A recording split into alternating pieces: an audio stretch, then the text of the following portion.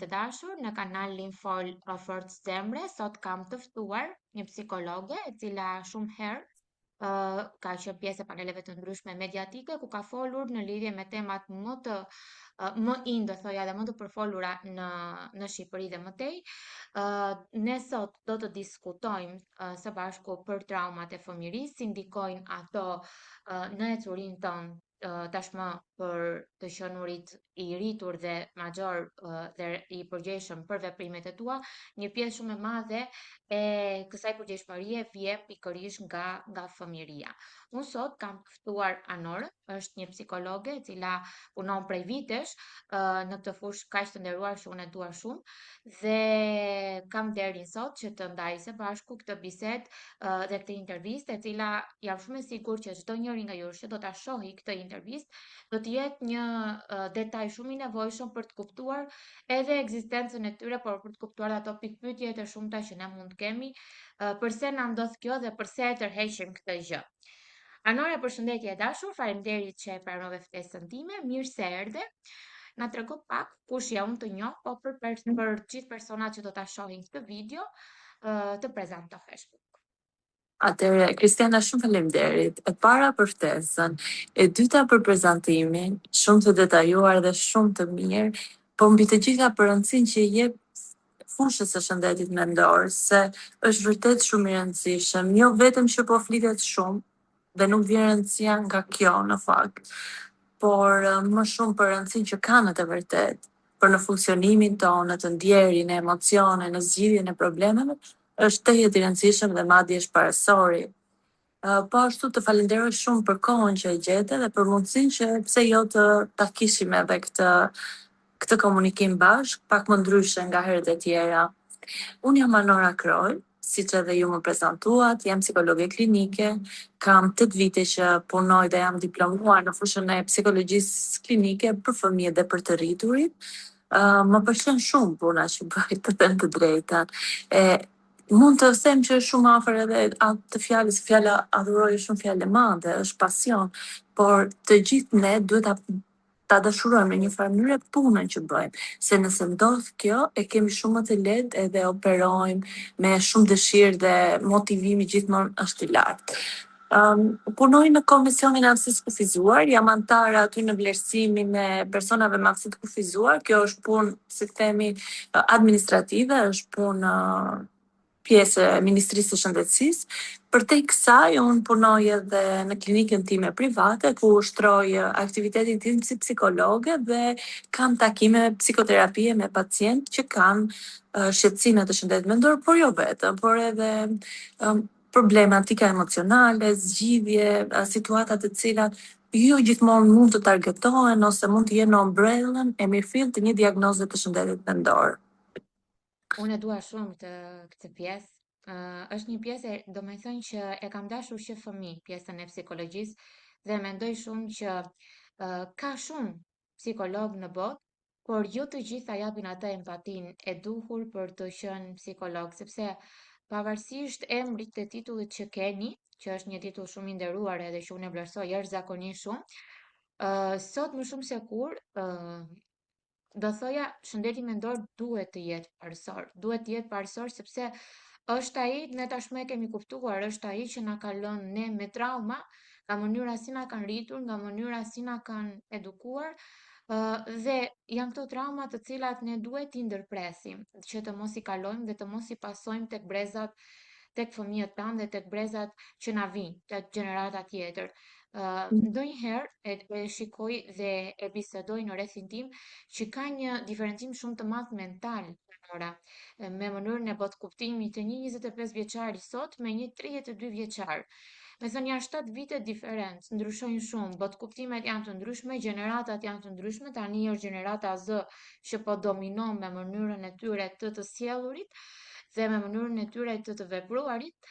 A mendon ti që në këtë gjenerat të re që ka ardhur, traumat e tyre janë më të pakta nga traumat tonë? Sepse ka një zhdërvjelltësi shumë herë më të madhe, ka një lirshmëri shumë herë më të madhe, ka një moskokçarje që nuk intereson mënyra si e shprehin fjalën, kujt i thon dhe si i drejtohen, në dallim nga gjenerata ime ose brezat tanj të cilat i përkasin millennium, pra Po, brezat deri në vitet 97. po, kjo që ti ke konstatuar, edhe ke bërë një vështrim, si të thua, shumë të detajuar të një profesionisti të mirëfillt në lidhje me këtë ndryshimin e gjeneratave, gjenerata Z dhe gjenerata Millennium, është e vërtet, edhe të gjitha termat që ti përdore, unë do t'i përgjithsoja me termin liri, duket sikur janë më të lirë, Po, duket ashtu. sikur janë më autentik, e lejojnë veten për çfarë duan dhe për mënyrën se si janë. Ndryshe nga brezi i mëparshëm, i cili ka vetë kontroll më të lartë, por kjo nuk lidhet domosdoshmërisht me mënyrën se si traumat janë përjetuar, por kjo lidhet me mënyrën se si janë edukuar për emocionet dhe për të shprehurin e ndjesive dhe mënyra pastaj si kanë krijuar raportet. Raporte që fillojnë në moshën e fëmijërisë me prindrit, pastaj me bashkëmoshëtarët, me mësuesit dhe me grupet e tjera shoqërore dhe sociale. Trauma duket si fjalë shumë e madhe dhe ashtu është në fakt. Flitet shumë për të, mjafton të hapësh Instagramin dhe ke reels pa Po, fund. po. Mjafton të ulesh në një tavolinë dhe do mund ta dëgjosh si term, edhe pse nuk ka lidhje fare ndoshta Me profesioni bisedën. tyre, po, Po, po me po, bisedën. po. Eksakt. Uh, po, flitet, do të thënë jepet një rëndësi shumë të madhe. Kjo ndoshta sepse jemi një shoqëri që e vuajmë pasojën e traumës. Po. Po jo vetëm edhe për këtë, por është edhe një koncept shumë i fortë psikologjik dhe trauma, le ta themi këtë, që godet sistemin nervor. Është e vërtet. Po, dhe ajo bashkëshoqëron me ne në mënyrë të vazhdueshme. Nuk ka asnjë moment që mund ta depresi. Edhe kur duket sikur nuk e mendojmë, ajo është aty, mund të jetë në gjendje të fjetur, pasive, por një stimul i caktuar, një ngritje e zërit e dikujt, ti të aktivizon një sistem të parehatshëm, fillon bën mendime të cilat janë negative, fillon bën sjellje impulsive, por këto nuk burojnë kështu, vetëm nga i zëri i fortë që dëgjuam, por sepse në strukturën tonë të personalitetit, ajo e gjën fillin diku tjetër, ku në një moment që prindi, kur të qenë fëmijë mund të ketë bërtitur, ose Po. një i afërm, por ka bërtitur në një mënyrë që ty të ka goditur dhe truri jot, racionale jote, nuk e ka përpunuar atë si një gjë normale, por e ka koncepti që ajo është një gjë e keqe, është anormale dhe emocionalisht ti je ngarkuar dhe nuk e patur asnjë moment ku të shkarkohesh. Dhe kjo ka mbetur e aktivizuar. Flasim qoftë për traumat vogla, sepse traumat ndonjëherë i kategorizojnë, por unë mendoj që vetë personi që e vuan traumën, ai ja di rëndësinë dhe ja di peshën asaj. Është shumë e vërtet. Po, për mua Sepse si mund të ndihesh ti, si- nuk mund të ndihem unë mbi traumën që mund të kem përjetuar fëmijë. Dhe mënyra se si çdo fëmijë e përjeton këtë gjë është shumë e ndryshme. Edhe brenda të qenurit vëlla dhe motër, është shumë e ndryshme sepse shfaqen dhe krijojnë karaktere të ndryshme. Për shembull, një stereotip tipik shqiptar është që ai ka lindur me karakter të tillë. Unë nuk mendoj që fëmijët lindin, mendoj që mësohen. Mendoj që mjedisi i updateon dhe i jep instruksione dhe komanda të caktuara, jo vetëm mjedisi familjar, shoqëror, ai shkollor e kështu me radhë, jeta vete përballë në një mënyrë të atill dhe kështu krijohet karakteri. Ata lindin shumë të pastër, ata nuk lindin me karakter. Është një gjë që e kam kundërshtuar shumë herë në biseda të ndryshme. Është shumë e vërtet kjo që sapo të thua, sepse edhe studimet e mbështesin këtë gjë. Janë bërë studime me binjak të cilët kanë qenë edhe monozigot, që kanë qenë Monozigot, po, indetik në tipare, në trashëgimin në gjenetike, sjellje, në çdo dhe, gjë. po, dhe janë eksperimentuar duke rritur dikën në një familje që mund të jetë e dhunshme, kriminale, me probleme sociale të caktuara, dhe dikush që është rritur në një familje të shëndetshme, mbështetëse, mirëkuptuese, orientuese dhe janë parë ndryshime tepër të rëndësishme dhe të dukshme kur janë rritur këta dy fëmijë.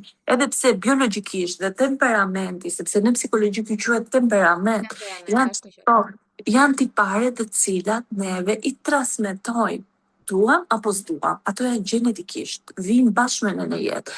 Por mënyra pastaj karakteri që zhvillohet vitet në vazhdim të jetës, e sidomos 5 vitet e para janë ato shumë të rëndësishme, bëjnë atë që ne kemi personalitetin dhe na bën të dallueshëm njëri nga tjetri dhe na bën edhe pse të një familje, edhe pse me lidhje gjaku, vëlla apo montër, vijnë re dallime tepër të rëndësishme dhe të dukshme midis tyre.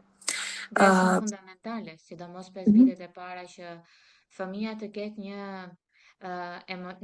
mënyrë të shumë të dur, do thoja unë, të gestionimit emocional, të mënyrës se si ato e menaxhojnë emocionin e tyre, që të jenë të mirë kuptueshëm. Kjo është ajo gjëja që ne mendoj që na ka munguar shumë. mhm, Brezit toni ka munguar shumë sepse të rritur në familje të mëdha, të rritur në familje me diferencime të ndryshme moshe dhe normalisht me diferencime të ndryshme gjenerate, familja e re e krijuar nuk ka pasur mundësi që të jetë e lirë për të vepruar dhe për ta orientuar fëmijën siç duhet dhe gjithmonë ka qenë në ndikimin e gjyshërve apo familjarëve të tjerë. Dhe ka pasur shumë përballje të forta, qoftë emocionale, por edhe qoftë edhe ngritje zëri, të cilat ti e shpjegove shumë mirë tani më me pjesën që ajo ngritja e zërit çliron të gjitha ato gjërat në subkonsciencën tonë, të cilat janë bioakumuluar, dhe vjen një moment që ti shpërthen, dhe ky shpërthimi nuk ndodhi thjesht u iniciua nga biseda, por ajo që është brenda një personi është shumë më tepër. Dhe është me lehtë sot për shembull, unë nuk e kam pasur, unë si person, si individ, kam qenë një individ i veçantë sepse nuk e kam pasur kur të vështirë anor dhe kur nuk më ka ardhur mbrojtje të them një gjë që e ndjej ta bëj ashtu apo ta flas ashtu. Nuk më ka ardhur mbrojtje për mjedisin, edhe pse mund të jem etiketuar me epitete të ndryshme si Telia e zezë apo si person që thyen normat. Gjithmonë e mhm. kam folur një gjë që e ndjej apo që e shikoja jo të drejtë për syrin tim, do të thënë për syrin e një adoleshente, por edhe më pas të një të rrituri. Por ka pas momente të cilat një bisedë e dikujt më ka iniciuar diçka që nuk e kam menduar që mund të ketë qenë traumë dhe kam shpërthyer.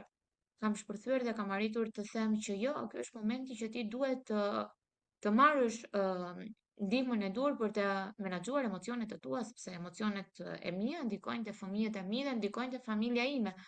E Dhe është një vërtet. gjë që shumë persona nuk e pranojnë dot, dhe kjo është gjëja më e vështirë e një fillimi, do thoja.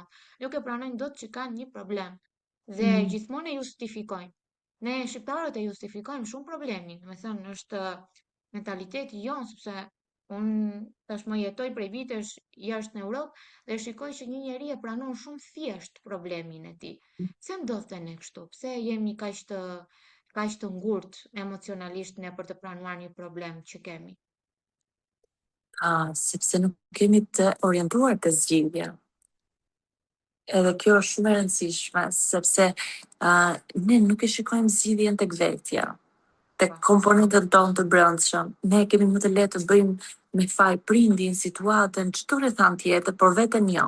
Sepse çfarë ka ndodhur në fëmijëri, kur ti ke kërkuar një të drejtë tënde, ndonjëherë si fëmijë mund të jesh agituar, mund të jesh lënduar, ti nuk je dëgjuar.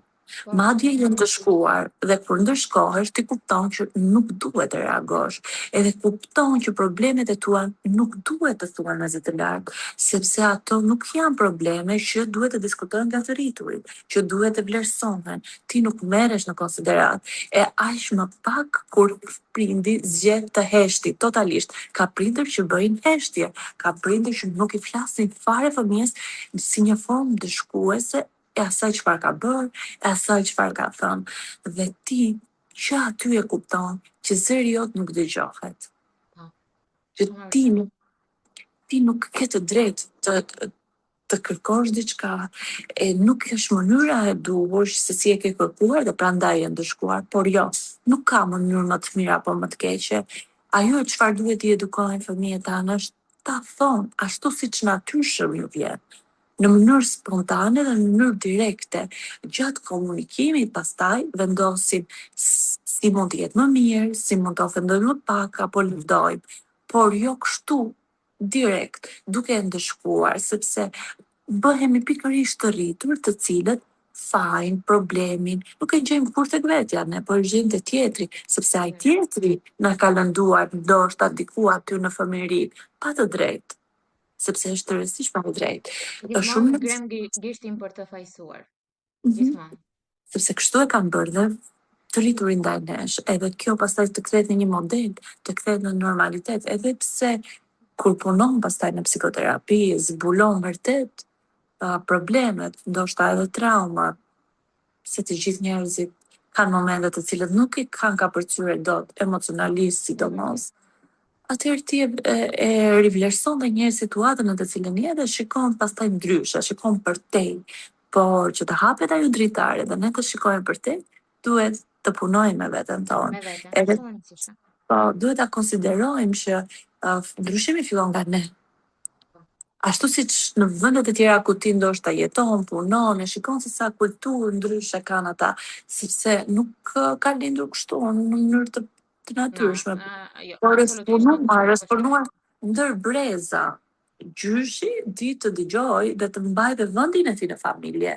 Nuk e ka përcen në mënyrë kështu të menjëhershme të bëhet prind për fëmijën, të jetë ai të cilën vendos për të lihet anash dhe të shtypet, sepse janë këto familje të dashur që ndoshta brezën në milenium i ka ndjerë dhe i ka jetuar, duket sikur gjyshi ka te kalon ndonjëherë dhe potencialin dhe E gjithë prindit. mënyrat e prindërimit dhe prindi mbetet diku në hije, mbetet diku për të siguruar thjesht të ardhurat materiale, e cila ndonjëherë mbetet e vetmja mundësi lidhje midis prindit dhe fëmijën. Por kjo është e dimshme, se nëse nuk ka emocion, nëse nuk ka atashim të mirë, të sigurt, të ngrohtë, ti do të rritet gjithmonë duke mos e vlerësuar tjetrin, duke krijuar pasiguri, duke pasur frikë ndoshta për vdekjen, duke menduar se dikush do të të lëndoj, edhe pse në të vërtetë ai nuk ka asnjë shans dhe nuk ka asnjë dëshirë për ta bërë atë, por ti je ai që e prodhon mënyrën e të menduarit kështu ndaj tjetrit. Prandaj prindërimi është shumë i rëndësishëm, është përgjegjësi, është art, është mençuri, është dashuri, i ka të gjitha komponentët më të mirë për të dhënë më të mirën, sepse një herë ndodh ai moment, nuk Është ka shumë më vërtet. dytë. Dhe nuk ka më kthim mbrapa nëse Mhm. gabon. Dhe unë them që nuk ka fëmijë që janë të pabindshëm, po ja prindër të cilët janë të pa kontrolluar emocionalisht. Janë Mhm. prindër të cilët duke qenë se koha ka ndryshuar shumë edhe sfidat e prindërve tashmë, do thoya unë janë dyfishuar për shkak të mënyrës së rritjes, për shkak të ndryshimeve ekonomike, se të gjitha janë zinxhir të lidhura me njëra tjetrën, për shkak të pamundësisë sepse mund të bëj dy punë, që t'i rrisi fëmijët në mënyrë më të mirë për të qenë prezent në shumë aktivitete dhe shumë gjëra të cilët fëmijët dëshirojnë që ta kenë prindin pranë për të pasur mundësinë dhe që të festojnë së bashku një arritje të fëmijës, të gjitha këto ndikojnë. Pa mendon sot që prindërimi i sotshëm është më i vështirë nga prindërimet e mëparshme dhe traumat e një prindi sot të rritur janë më të pakta të një prindi të mëparshëm, sepse ka vendosur të punoj apo ka vendosur që të mëjanoj impaktin që mund t'japi familja e vet, familja e bashkëshortit, ndikimet e fjalëve, opinionet dhe çdo lloj mënyre tjetër që ne shqiptarët i marrim si i marrim domethënë si dhuratë, them, kur marrim bashkëshort, i marrim dhuratë edhe gjërat e tjera nga mbrapa. Mhm. Po, në fakt ka ndryshuar modeli, mënyra se si ne funksionojmë në familje ka ndryshuar, si ka ndryshuar. Nuk e kemi më atë mbështetjen që do k- prindrit, do të kishin prindrit e tyre që do të ishin bashkë, por tani familja është më është bazike, është me ato antarët, mami, babi, fëmijët ose një fëmijë në disa raste, sepse edhe numri i fëmijëve është ulur. Është reduktuar. Po, është reduktuar vërtet, por ka prindër tani që janë më të kujdesshëm dhe e dinë rëndësinë. Po, Ndërgjegjësimi është më i rritur, nuk është më si më përpara. Më përpara e di çfarë ishin tipike shprehje që i shoqëronin ndërkohës prindrit rritjen në fëmijët e tyre, pa mos e kupton, është i vogël se kur kështu jemi dëgjon ai. rritur dhe ne, Kështu jemi rritur dhe ne, ç'na gjeti ne. çka na gjeti Ja, ne. po, ja, kështu ja kemi dalë, këto na kanë bërë më të forta. Kjo është edhe ndonjëherë edhe dhuna, goditje fizike me rrezik Sepse një vlerë. I Po, bën pikisht këtu doja të dilja te dhuna. Dhuna është një gjë që ne na ka shoqëruar dhe ne kemi ato shprehjet që ai që të re të do. Një gjë që është shumë e papranueshme për mentalitetin tim dhe shumë e kam goditur në mënyrën e mirë të fjalës këtë lloj shprehje ndër vite unë që ai që të re të do sepse nëse ka një formë sublime që është dashuria, nuk mund të jetë kurrë vrasstare. Pra, gjithë. kjo është një gjë që është shumë në kontrast të thoja unë, me mënyrën se si shprehet. Prandaj dhe ndonjëherë them fal Zotit që ka ndryshuar ky lloj modeli prindërimi, sepse duhet të Po, ndryshonte, me po, do e po, po. mos. Për të rritur fëmijë më të shëndetshëm, ne duhet vazhdimisht të ndryshojmë, nuk duhet të ndalemi asnjëherë drejt përmirësimit, thjesht duhet të bëjmë më shumë. Por ndonjëherë dhe kjo të bërit më shumë nuk duhet të kthehet në angst dhe burim stresi, ë, Po, se është e ndodh edhe vërtetë. kjo. Duket sikur duhet të jesh perfeksionist, nuk ke asnjëherë mjaftueshëm, por për të qenë mirë, nuk është të thënë të jesh mjaftueshëm. Por është të Mm, thënë të jesh aty për aty, të vlerësosh nevojën, fëmijën, momentin, mundësitë, po, ta sepse shijosh momentin, po, është një shprehje që ta shijosh momentin, ta shijosh fëmijën dhe me aq mundësi sa ti ke dhe me ato mundësi që ti dëshiron t'ja krijosh. Se të fëmijë ideja e të bururit të mirë. Disa ka ato, do të thënë ato receptorët e po, ti që janë aq natyral, po janë aq të shëndetshëm sa që e njeh dhe e kupton prindin që në shikim, që në mënyrën se si ai qëndron. Jo më pastaj kur nxjerr fjalë dhe kupton edhe tonalitetin nëpërmjet zërit edhe ato që thuhen, por ne kuptojmë edhe ato që nuk thuhen. nuk thuhen. Edhe ato Nën që nuk tekstet, po. thuhen janë edhe më të rëndësishme se ato që thuhen gjithmonë. Ndoshta janë dhe ato që lëndojnë më shumë do thoja unë se sa ato që thuhen nën Po, tekstet dhe mënyra e ironisë që mund të bësh apo ndërshkimet pa thënë, thjesht me indiferentizëm, sepse ato janë më indiferentizmi lënduese. po, është Ato më të lëndus, është më lëndus, sepse prish shumë zinxhire. Dhe ideja e Ndërsa për të perfeksion, përket për dhunës, duhet po, gjithmonë agresori, domethënë duket ai fëmijë nuk do ta bëjë veprimin thjesht kur të jetë në prezencë të dhunuesit, të prindrit ose të një të rriturit që kujdeset për të, por aty në mënyrë të natyrshme truri i tij do të shkojë deri të prodhuarit asaj sjellje. Kur ai mungon, kur i rrituri mungon, dhe ti ja përforcon shumë herë më shumë një sjellje negative, duke e dhunuar, duke e ndëshkuar, duke zgjedhur mos të flasësh, sepse këto janë teknika që nuk rezultojnë pozitive dhe kështu kanë qenë, nuk është se ne tani që po studiojmë psikologji dhe jemi relativisht në shkencë e re, sidomos në Shqipëri në nuk ka Shqipëri, shumë. po, Po, sepse në Amerikë është ka shumë vite. po, po, edhe jepet shumë rëndësi dhe duhet në fakt. Po ne që nga mënyra se si përshëndetemi me njëri tjetrin e ndikojmë. Jo më pastaj në marrëdhënie që janë shumë më të thella, shumë më të rëndësishme, që bëjnë një diferencë shumë të madhe tek ne. Anora, po pjesa që prindi sot për shembull, ndallim nga prindi i mëparshëm, e zgjedh shumë të qenurit të perfekcionist dhe shumë herë në për tema dhe diskutime që jam përballur, kam thënë që nuk ka rëndësi që ti jesh perfekt. Unë nuk e pëlqej fjalën perfekt. Nuk e dua Nuk ka, që ta nuk zbatoj as te vetja ime, sepse është një gjë që rrit shumë anksin, rrit shumë stresin dhe Mhm. nuk të bën të jesh vetvetja. Unë them që ti të jesh vetvetja. Për një fëmijë ka shumë rëndësi që mamaja e vet të pranojë, unë kam pasur momente postpartum, po qoftë edhe momente të tjera për shkak të rrethallnave dhe mënyrave të ndryshme të jetës që të sfidon, që më është dashur që ta lej fëmijën duke luajtur dhe vetë të shkojë të shpërthej në dhomën tjetër për të mos i shpërthyer fëmijës. Për të mos i bërtitur, për të mos e goditur, për të mos bërë këto gjërat që janë mos, domethënë. Dhe ndonjëherë më kam parë çuditshëm sepse dhe kamuflimi që ti shikon të njerëzve përballë, por nëse ka një gjë që unë e vërej shumë, e shikoj kur kam fëmijën e dikujt përballë, e shikoj shumë mirë thjesht me dy lëvizje të atij fëmie se çfarë mbart ai në shtëpinë e vet. Domethënë, e shikoj kur është shumë bullizues, që aq i vogël, që shpreh shenja shumë inferioriteti ose është shumë i tërhequr, ose në rastin kur të kthen direkt fjalën pa e mbaruar ti një gjë, të thotë jo, nuk dua ta bëj, mbyll e gojën, mos më fol mua kështu. Dhe këto janë gjërat që ai ka imituar në familje dhe pastaj është një gjë që unë e them gjithmonë, nuk i fshihesh dot një fëmijë.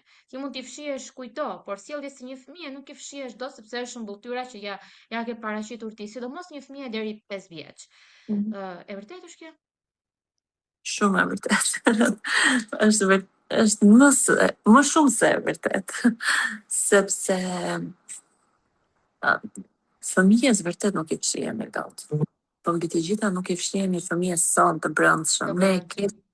E kemi një fëmijë brenda vetes tonë, edhe sa më të qetë të pajtë dhe ta kemi atë t'ja njohim, ta tolerojmë veten në disa gjëra që mund të jetë të pakuptimta për situatën, për moshën, por e duam edhe ne kemi nevojë të ndjehemi të përgatëlur, të ndjehemi të kujdesur diku nga dikush, po të ndjehemi në një moment që nuk mund të bëjmë dot asgjë, thjesht duam të pushojmë. Po, E perfeksionistët, këto njerëzit që duket sikur jashtuar shumë, sepse promovohen që vetëm për arritjet edhe për gjërat e mira që kanë, por ata në të vërtetë nëse do jenë të tillë kanë një ankth të vazhdueshëm dhe nuk e lën dot trurin e tyre kur të pushojë dhe kur të jetë i qetë. Madje edhe kur janë me pushime, këta lloj njerëz nuk dihen mirë që po pushojnë, duan të bëjnë patjetër diçka për të qenë mirë, për të mos qenë, domethënë të vazhdojnë me sensin e pamjaftueshmërisë. Por ne duhet të kuptojmë, të ndalemi dhe të vlerësojmë cilat janë nevojat tona që na shtyjnë drejt kësaj rruge, se nuk lindin kështu. Ka një fillim. Të ulemi vërtet me veten dhe ta kuptojmë këtë nevojë e cila neve na shqetëson. E kur harrijmë që dhimbje që ne kemi, t'i vendosim një emër dhe të kuptojmë shkakun, kemi bërë një punë të mirë me veten dhe me gjithë qenien tonë. Kur ti je në paqe me veten tënde, për ato që ke dhe për ato që nuk ke, për ato që të mungojnë dhe për ato që të plotësojnë, atëherë ti do të jesh një prind më i ndershëm dhe më vetvetja, më autentik. Padyshim që ka nevojë për përmirësime çdo kush, por nuk duhet jetë fokusi vetëm te të bërit më mirë, por të bërit atë që nevoja dhe mundësia ty në ato momente ta dikton. atë që Harroj të të ndihesh më mirë. po, Ne edhe spontaniteteti është një vlerë, sidomos në është prindëri. shumë e vërtetë kjo pjesa, di pse Sepse sepse ti unë çfarë i mëson fëmijës tënd? I mëson të jetë vetja, i po, mëson që njerëz zgjidhin këtë situatën kështu, ama një herë tjetër nuk e zgjidhin dot kështu, do zgjedhin një mënyrë në tjetër. një mënyrë tjetër.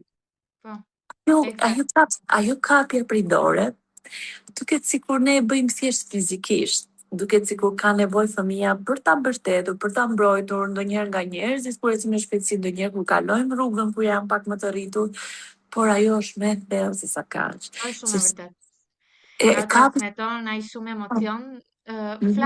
Flasin trajnime spirituale të shumta për pjesën e dorës, trajnimet e reikit për shembull Jo, e është trajtojnë ideja shumë që këtë pjesë. siç e mbrojmë fizikisht fëmijën duke kapur prej dore, ashtu ta mbrojmë dhe emocionalisht. Ashtu është, po. T'i japim vërtet mbështetje emocionale, t'i japim të kuptoj që ne e kuptojmë, ne e besojmë. Nuk duhet jemi kundra fëmijërisë së tyre ose ndonjëherë të vlerësuarit të gjërave vetëm ato që janë mirë. E di që ndonjëherë është mirë të vlerësosh edhe një gjë që nuk u bë mirë, sepse ashtu e kupton pse u bë ashtu në atë mënyrë. Sepse ashtu i bën të flasë si fëmijën realisht, të jetë vetvetja. Dhe ti ta njohësh fëmijën tënd, se ka shumë prindër që nuk i njohin fëmijët e tyre, por thjesht ata duhet të bëjnë gjërat që prindit presupozojnë, Dikton dëshirojnë, fantazojnë, sepse shumë prindër dhe kanë fantazitë e tyre që i projektojnë tek fëmijët asaj. fëmijët e vet. Janë tema, vërtet, nga një temë duket sikur hapet një derë edhe një temë tjetër, po janë shumë të lidhura këto në psikologji, Po, janë të ngushtimisht. ndarë. Mm. Nuk ka një, do thoja, nuk ka një lidhës që t'i ndaj me njëra tjetrën, janë gjithmonë lidhësa bashkuese me njëra tjetrën. E unë do doja shumë që për ta përmbyllur të gjithë bisedën tonë të sotshme, unë thash që nëse ka një gjë që mund të ri dhe me ditë të tëra për të folur janë temat psikologjike dhe mendoj që është mënyra më e mirë që një prind t'ia sqaroj fëmijës së vet në ato fjalët e shkurtra të qenurit njeri i mirë dhe të qenurit vetvetja. Kjo është shumë e rëndësishme, sepse nëse është vetvetja, do ti pastaj të arrit të veproj në jetën e jashtme, jo si ne që na është mësuar që të tjerët janë shumë të mirë dhe bota jashtë është shumë e bukur, është jashtëzakonisht pa vështirësi dhe nuk na është mësuar asnjë lloj gjëje tjetër përveç se të jemi të qetë dhe të mos reagojmë kur të tjerët ne na reagojnë. Ëm, Mendoj që si një mesazh i fundit për gjithë prindrit, e për gjithë ata që duan të bëjnë prindër, sepse vërtet për mua prindërimi është gjëja më e vështirë dhe më e bukur, po më e vështira nga të gjitha profesionet që njerëzit mund të kenë në jetën e tyre reale, të qenurit prind është një detyrim shumë i fortë dhe një obligim shumë i madh, sepse ti rrit një fëmijë dhe e përgatit për një të ardhme. Pra rrit një individ, një gjë e cila do t'i shërbej vendit ku jeton, për të mirë apo për të keq, sepse varet nga mënyra e prindërimit. Çfarë do t'i thoje ti Anora, si psikologe, por edhe si prind dikujt që do ta dëgjoj këtë intervistë, si mesazh të fundit? E di çfarë më pëlqeu tek gjithë përmbydhja jote, që nuk e pe fëmijën vetëm brënda për brënda familjes, por e pe atë si produkt, si Po, si produkt i produkt.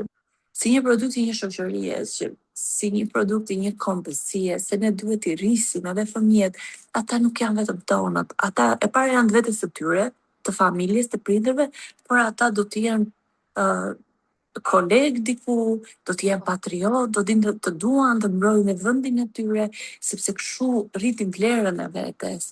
Njeriu sa më shumë ta zgjeroj vlerën e tij dhe të shkojë ndonjëherë dhe përtej kësaj, aq më shumë i plotësuar do të jetë, se duke e formizuar një fëmijë vetëm me gjëra që duket, e bëjmë më të pamjaftueshëm, më të paplot, duhet. e përthyejmë, e lëm të vogël, sa më shumë ta zhvillojmë emocionalisht, sa më shumë ta bëjmë empatik. Empatia është duket si term që i përhapur kudo, por shumë pak njerëz janë vërtet ndjeshëm Jo, ndaj shumë tjetrit. pak, është shumë e vërtet. Ah, Empatia është bërë si, do thoja unë, të qenurit i mirë me do e mos për jetës sociale. Pra empatia është shfaqur vetëm aty që të gjithë janë empatik, po s'është e vërtet, sepse empatia duket nga personat që nga mënyra si artikulojnë, si flasin, si posturojnë. Gjuha e trupit është një tjetër indikacion që unë e shikoj sa empatik apo jo është një person. Kështu që ajo është thjesht, unë mendoj që është një truk apo një gjë e modës tani më dhe nuk i e po kanë shumë thjesht shpejt shikohet kur të edhe shkruan, kur të kontakton, kur bën një gjë edhe pa e ditur gjithë opinioni publik quhet empatik, kështu që kjo është po bërë e modës tani më. por ajo çfarë bëhet e modës sot, ikën shumë shpejt nesër, po puna Nesër, është çfarë mbetet tek ne, cilat janë ato gjëra që neve i kemi edhe janë vërtet tonat. Prindri duhet që patjetër fëmijën jo vetëm ta edukojnë nga ana intelektuale, por ta vlerësojnë edhe gjendjen e tij mendore, emocionale, ti flasin për emocionet, ta lejojnë dhe të mërzitet. Madje ta zgjidhë ndonjëherë dhe vetë mërzitjen e tij, të shkruaj për mërzitjen, po, të bëjë një letër ndaj emocionit të caktuar, ose ndonjëherë ndaj prindrit kur e ka lënduar, sepse ndonjëherë prindrit janë shumë buroj për fëmijët. Jo, nuk ja lejoj, se duket sikur do lëndohet, do traumatizohet fëmia im po ta bëj këtë gjë. Ai nuk do traumatizohet nëse do të ketë ty për krah dhe ti do jesh aty që ta mbështesësh. Madje traumë mund të jetë kjo mos lejimi, ta që do dalosh, dojë jo. ta bëj kur të jetë adoleshent atë që ti i ndalon të bëj kur është fëmijë. Kjo është pak, po është e sigurt sepse është parë edhe nga moshatarët tanë ato që i kanë ndaluar prindit me dhunë për të mos e bërë. Ato kanë bërë adoleshent kur janë rritur nga shumë arsye dhe shumë motive që i ka ofruar jeta. Një gjë që unë do dua ta përmbyll këtë bisedë është që t'ju jap një mesazh që gjithë secili nga ne nuk ka nëntë që do thoja unë që nuk e njeh fëmijën e vet dhe që nuk ja njeh emocionet dhe mënyrën se si ai vepron ose ajo vepron. E rëndësishme është që ne të rrisim një fëmijë i cili të ndihet vetvetja dhe të ndihet i lirshëm për të vepruar, që nesër ai fëmijë mos të detyrohet të bëjë veprime siç ne i shikojmë në shoqërinë tonë shqiptare, se çfarë po bëjnë adoleshentët sot dhe çfarë mënyre dhe si po shndërrohet shoqëria sot nga mënyrat, sepse vijnë që në gjenezë nga mënyra e një prindërimi jo të mirëfillt, të thoja unë, sepse nuk dua të vendos etiketime të tjera. Të qenurit i lirë nuk do të thotë që ti fëmijën ta lësh të jesh përdorues i gjërave jo të lishme apo të godasi me thik apo të përdori. Nuk është kjo liria, është keq përdorimi i pjesë më të madhe të shqiptarëve që mendojnë që jo, liria e dikujt mbaron atje ku është e drejta e dikujt tjetër, pra ku starton e drejta e dikujt tjetër, mbaron liria jote, ti nuk mund të cënosh të drejtat e personit. Dhe këto gjëra duhet t'ia mësosh fëmijës dhe duhet t'ia mësoj dhe shkolla, dhe duhet t'ia mësoj dhe shoqëria. Nëse një gjë nuk toleron, ti nuk e toleron të fëmia jot, mos e bëj të shoqërohet as me një familjarin, as me një njerëz që e nxit dhe i impakton dhunën, as me një person tjetër. Ka mënyra të tjera për të distancuar, sepse thonë që nuk ka, por ka, gjenden. Për të mirën e fëmijës të gjitha mënyrat gjenden. Kjo thënë sepse ne si brezi më parshëm të detyruar të jetojmë dhe të bashkëjetojmë me dhunën dhe shumë fenomene të tjera, sot shohim që janë po këta prindër që nuk kanë dëshirë të punojnë me veten, që rrisin po të njëjtët fëmijë siç ato janë rritur më përpara me ato epitetet që ne sapo thamë. Është një gjë shumë e mirë kur njeriu kupton rëndësinë e vetes, rëndësinë e emocioneve të veta dhe kupton që me ato emocionet të veta dhe mënyrën se si ai është ndërtuar, transmeton dhe jep një tjetër energji shtëpisë së vet dhe asaj që unë e them gjithmonë që ne nuk mund t'i zgjedhim dot, por na kanë zgjedhur prindrit.